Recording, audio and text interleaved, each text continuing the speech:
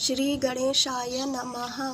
नमस्कार मित्रों, स्वागत है आपका दीप दृष्टि चैनल पर। और दीप दृष्टि चैनल में आज हम पढ़ने जा रहे हैं आधुनिक संस्कृत साहित्य के एक प्रसिद्ध कवि आचार्य जगन्नाथ पाठक जी को।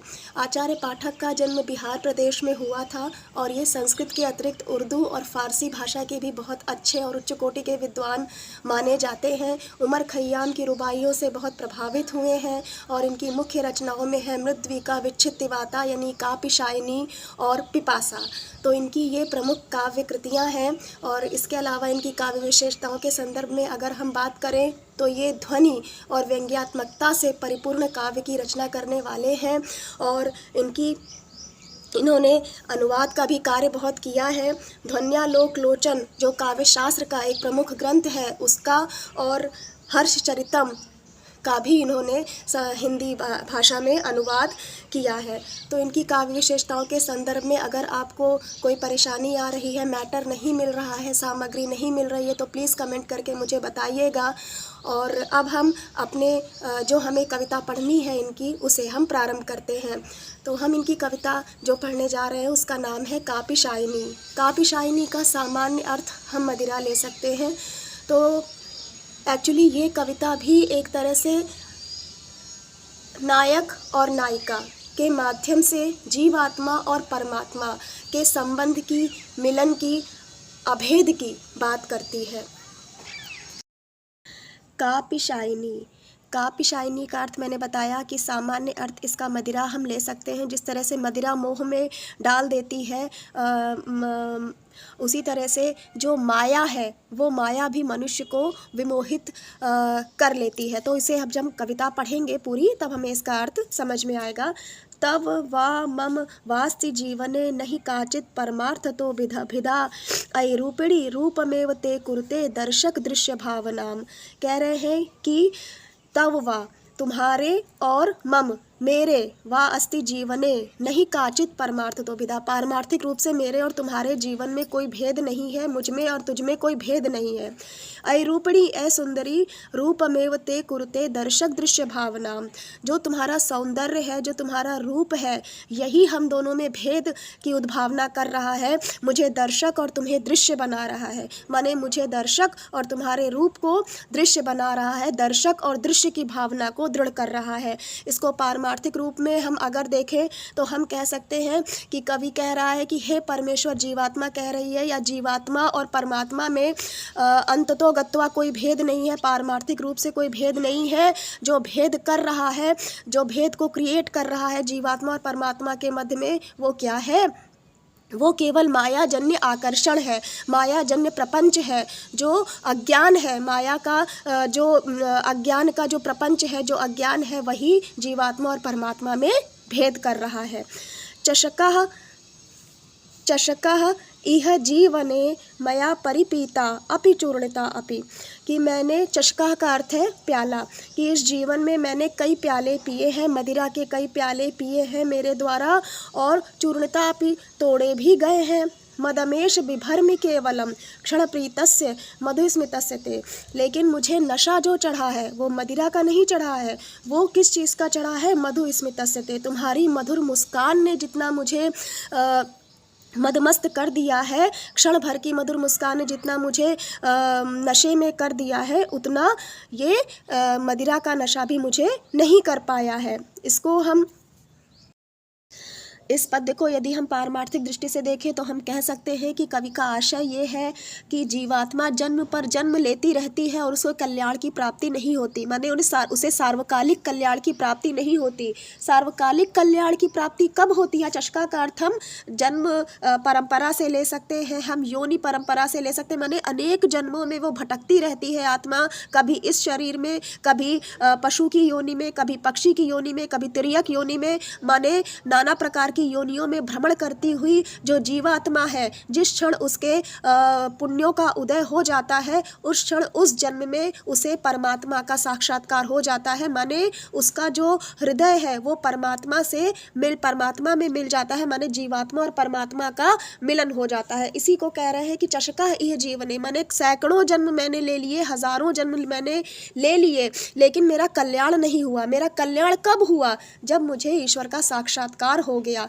माने आत्मा का साक्षात्कार हो गया, मुझे भगवत प्राप्ति हो गई, तब मेरा आत्यंतिक यानी कि अनिवार्य रूप से सार्वकालिक रूप से मुझे परमेश्वर्य मुझे कल्याण प्राप्त हो गया। गगनम मधुवेश्म किम शशि मधुकुंभा किम अयम समुद्गतः, कि ये सामने मधुशाला है या गगन है, सामने आसमान है या मधुशाला है, मदिरालय है, ये चंद्रमा है या मधु से भरा हुआ कुंभ है, ये जो निकल आया है। और उड़वाह की में ये नक्षत्र उदित हो रहे हैं और फिर या ये मदिरा का पान करने वाले हैं जो उठ रहे हैं और फिर गिर रहे हैं।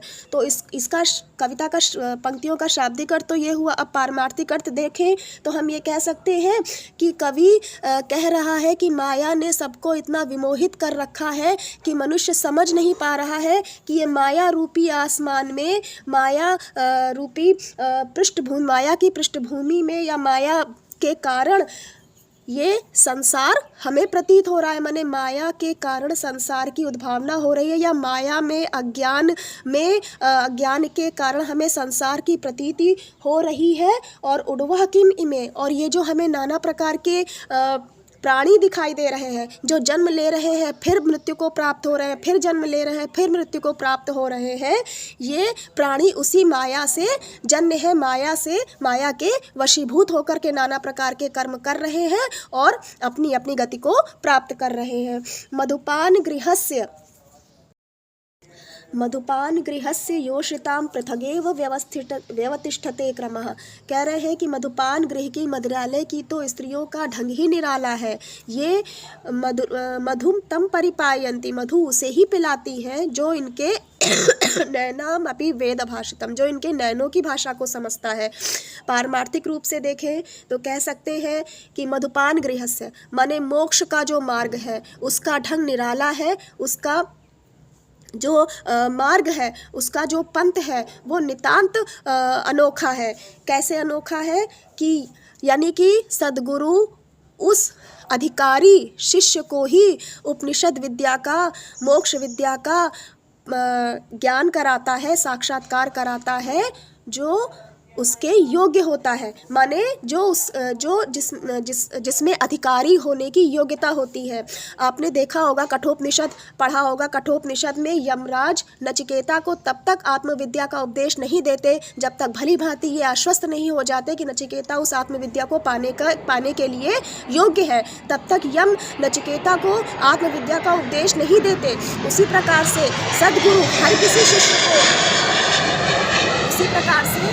सद्गुरु हर किसी अपने पास आए हुए हर किसी शिष्य को मोक्ष विद्या का, ईश्वर विद्या का, उपनिषद विद्या का उपदेश नहीं देता जब तक कि उसमें उसको पाने की योग्यता ना हो। इसको इस तरह से कह सकते हैं, कठोपनिषद में ही कहा गया है, क्षुरस्य धारा निशिता दुरत्यया दुर्गम पथस्थत कवयो वदन्ति।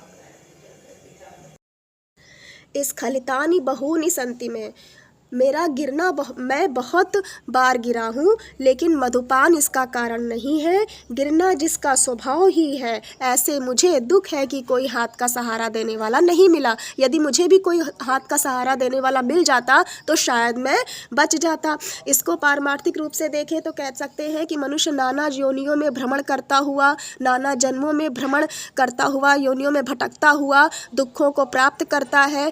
और वहाँ पर कर्म करना या योनियों भटकना उसका कारण नहीं है। माने उसके दुखों का कारण उसका कर्म करना या जन्म लेना नहीं है। स्खलन प्रकृति, कर्म करना तो मनुष्य का स्वभाव है, कर्म तो उसे करना ही करना है। उसके दुखों का कारण क्या है? उसके दुखों का कारण है, उसके भटकने का कारण है ना मिलता को अपि करावलंबदा, सद्गुरु का ना मिलना। उसे यदि कोई सद्गुरु मिल जाए जो उसे सत्य और असत्य का विवेक करा सके, सत्य और असत्य के बीच में भेद करा सके, विवेक बुद्धि जागृत करा सके, उसे ईश्वर साक्षात्कार के योग्य बना सके, तो उसका भी कल्याण हो जाए। आगे कह रहे हैं कि पुरतो मधुपान शालिका मम देवालय एव पृष्ठतः प्रविशेयमितस्ततो तुवाक्षण रुद्धो विमृशामि सांप्रतम। कह रहे हैं कि सामने मदिरालय है और मेरे पीछे देवालय है, मैं इधर प्रवेश करूं या पीछे की ओर प्रवेश करूं, मैं मदिरालय की ओर जाऊं या देवालय की ओर जाऊं, क्षण भर रुक करके मैं यही सोच रहा हूं।